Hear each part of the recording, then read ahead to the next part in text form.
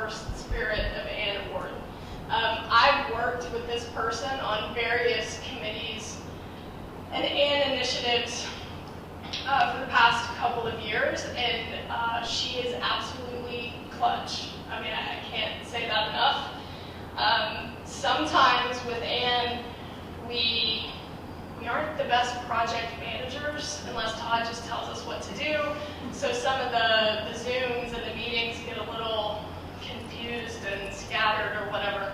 But this person is one of the most organized, meticulous, thoughtful people that I've had the pleasure of working with.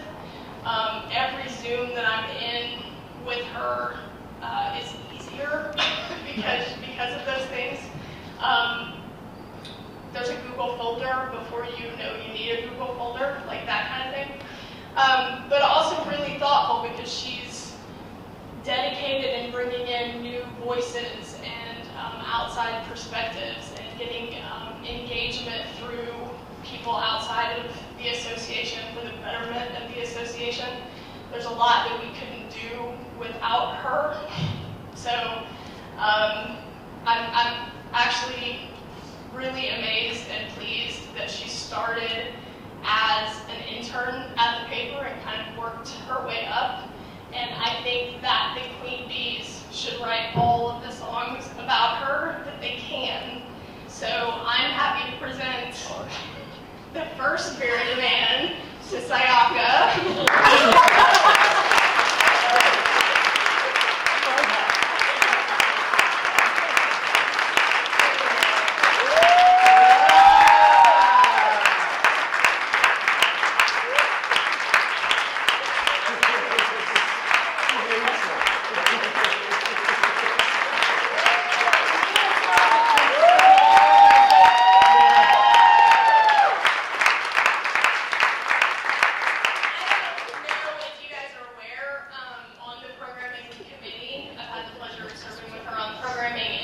Single-handedly does the editorial track for the last several conventions, and we couldn't do it without her, so congratulations.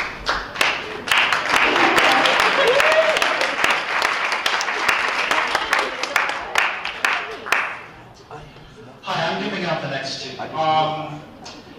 For those of you that have been following what's going on in this industry, there was a couple of awkward moments during this program when a paper that was sold and bought by another company and suddenly shut down won 2 awards today, Riverfront Times.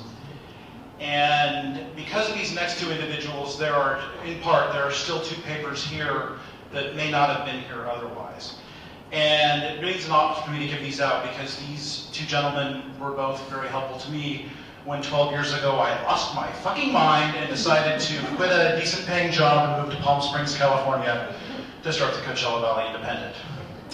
They've both been AAN presidents, and they've both spent time this year putting aside their own newspapers and going to other newspapers to try to help them survive. Both of these papers died for a while. Both of them got back on their feet. Both of them are in business today. The first one is Fran Zankowski.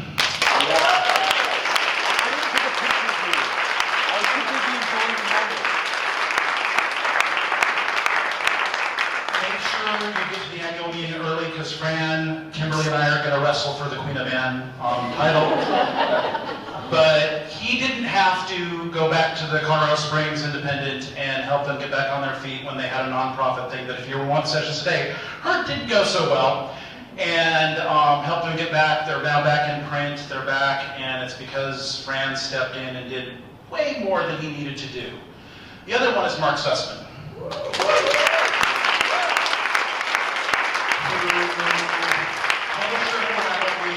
Owner of the Santa Fe Reporter, and he actually stepped in as the interim publisher in Eugene, and all of you know what happened to Eugene and how horrifying that was.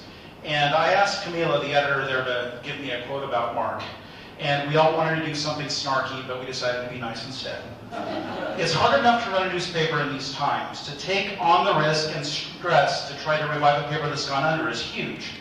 I'm sure we make Mark a little crazy, but without someone like him coming in, I don't think the ownership of the paper would have seen a path forward. So the Spirit of AAN awards to Fran Zankowski and Mark Sussman.